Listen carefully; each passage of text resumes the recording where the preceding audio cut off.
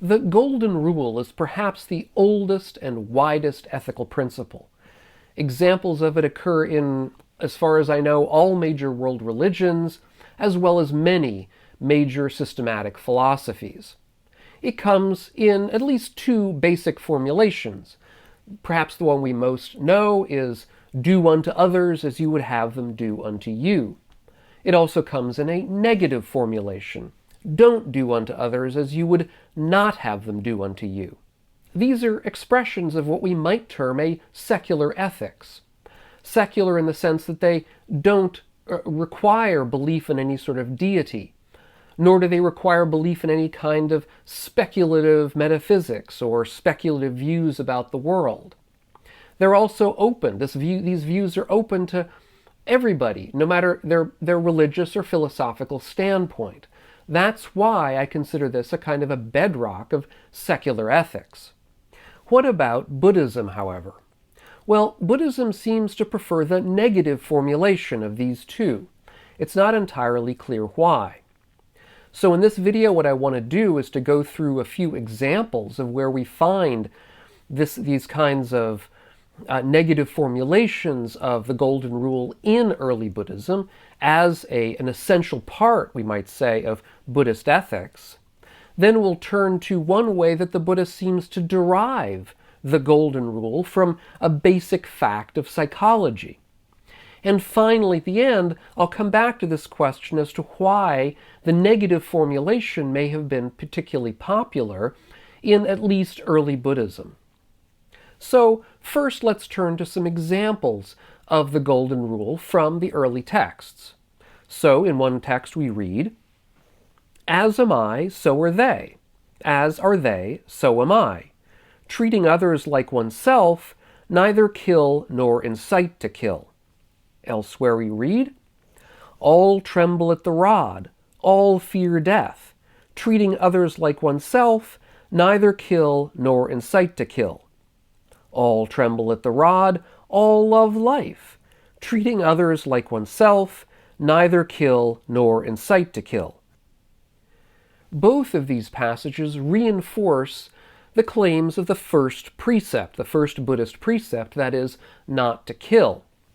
Indeed, we might reflect upon the fact that all five of the basic Buddhist precepts are expressed in a negative manner, as we might say prohibitions. Some people don't like to use the term prohibitions, it seems too strong, but let's use it anyway just for now to understand what we're trying to talk about, which is negatives.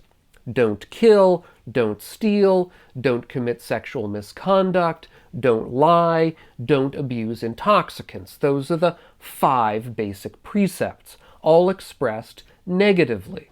Now, you may hear some contemporary Buddhist teachers trying to rephrase these or reframe them as positive things that we should do. So instead of saying don't kill, they'll say be kind. Instead of saying don't steal, they'll say be generous. And while these are well and good, there's nothing wrong with that, these are quite different. Don't kill really doesn't mean the exact opposite of be kind. So there's a certain amount of interpretation going on here, and it's not an interpretation we find readily in the early texts, which, as I say, tend to be quite prohibitive about these kinds of precepts. In one early text, the Buddha speaks to a group of lay people, the villagers of the bamboo gate. And in that discussion, the villagers tell the Buddha that they emphasize that they are lay people. They enjoy their wealth, they enjoy their families, they enjoy the pleasures of lay life and lay existence. And they want to continue enjoying those, and indeed, they want to be reborn in heaven. That is to say, they're not looking for enlightenment. They're looking instead for a very down-to-earth teaching that is appropriate for a lay audience. And indeed, the Buddha happily provides them one. What does the Buddha talk about with the villagers of the bamboo gate? Well, he talks about the Golden Rule with respect to action and speech. What he says is this: "It's when a noble disciple reflects, I want to live and don't want to die. I want to be happy and recoil from pain. Since this is so, if someone were to take my life, I wouldn't like that. But others also want to live and don't want to die. They want to be happy and recoil from pain. So if I were to take the life of someone else, they wouldn't like that either. The thing that is disliked by me is also disliked by others. Since I dislike this thing, how can I inflict it on someone else? Reflecting in this way, they give up killing living creatures themselves.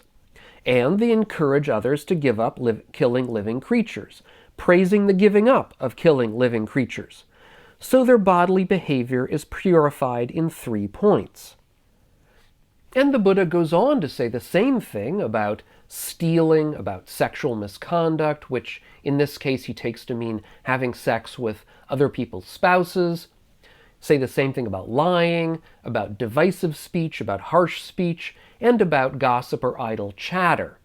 That is to say, we wouldn't like it if somebody did it to us, so we shouldn't do it to others. That is to say, once again, the golden rule comes up in this passage over and over. That is, don't do unto others as you would not have them do unto you. Interestingly, the Buddha then goes on to say that if these villagers have a good faith and confidence in the Buddha, the Dharma, and the Sangha, and continue this kind of ethical practice in a way that allows them to gain some concentration and samadhi, that is sufficient for them to attain stream entry. That is to say that this kind of first stage in the achievement of enlightenment, this stage which is taken in early Buddhism to mean that we will never be reborn in a bad place or in a hell realm, is achievable simply through confidence in the Buddha, Dharma, Sangha, and ethical practice. Second, I want to turn to one possible derivation of this golden rule from a basic fact of psychology. One of the most famous examples of the golden rule occurs in a discussion between Queen Mallika and King Pasenadi. In this discussion, King Pasenadi asks his queen who she considers most dear. It seems as though Pasenadi is fishing for a compliment here, that he expects his wife to say, "Oh, I consider you most dear to me, O king." But Queen Mallika is smarter than that and more honest than that, and she says with some truthfulness that no, she considers herself most dear. And then she turns the question around to the king and says, "Well, king, who do you consider most dear?" And we might read that he says somewhat sheepishly that, yeah, in fact, the king also considers himself most dear. Following this, King Pasenadi goes to talk to the Buddha about what's just happened, apparently out of a kind of sense of hurt pride, in Scholar Pietan's words.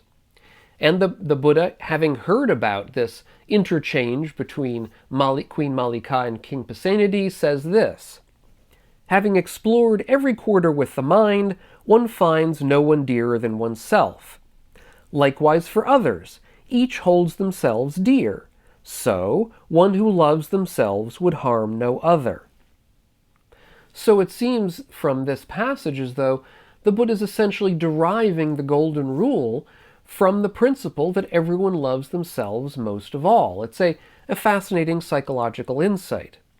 Scholar Pietan notes that this claim that everyone loves themselves most of all seems to derive from a passage in the pre-Buddhist Brihadaranyaka Upanishad. In that Brahminic text we read, "One holds a husband dear, you see, not out of love for the husband, rather it's out of love for oneself, that is, one's Atman, that is, one's self, one's permanent being, that one holds a husband dear. One holds a wife dear for the same reason. One holds the whole dear, not out of a love for the whole, rather it's out of a love for oneself that one holds the whole dear. Therefore it is oneself, or Atman, which one should see and hear, and on which one should reflect and concentrate." And perhaps the discussion between Queen Mallika and King Pasenadi began from sort of Brahminic concerns such as these that would have been in the air at the time. But if so, what we see is that the Buddha subtly and completely changes the picture from one of metaphysics and ontology and trying to find this eternal true self that we have to focus on, and rather turns it towards a question of psychology and ethics, about how we should practice, about how we should interact with other people in the world. So each of us finds ourselves most dear. If we can hold that view with compassion, the golden rule simply falls out of it. The golden rule simply appears. And this is one way that we can see that in the ancient world, these questions of the self and of ethics were in the forefront of the philosophy, of the practice of the day. Now, third, I want to return to this question as to why the golden rule is expressed negatively in Buddhism. It seems as though everywhere we look, it's expressed negatively. Now, it's impossible to say why this is for certain, but one speculation I have is that it's because the aim of the Buddha was the aim of ending suffering.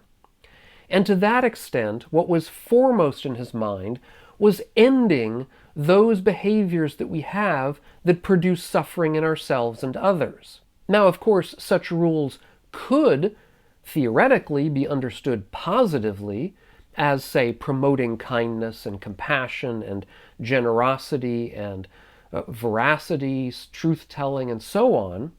But for the Buddha, those were, so to speak, secondary, or the kind of the icing on the cake. They certainly were helpful. They were certainly part of the practice. We can't overlook them. But the bedrock practice is one of eliminating those features in our life, features in our behavior that are producing the suffering that we see. So, for example, the second noble truth talks about craving. The third noble truth talks about the ending of craving. Now, I did an earlier video about whether the Buddha, in fact, only discussed the ending of suffering based on a recent paper and concerns by Bhikkhu Bodhi, a famous scholar. I'll leave a link to that video up here on the screen if you haven't seen it or would like to see it again. Thanks so much. If you're getting something out of these videos of mine, consider taking a look at my Patreon page, which is linked up here on the screen and down below in the notes, and see if you want to help support the channel and the work that I'm doing here. Thanks again, and we'll catch you on the next video. And meanwhile, all of you, be well.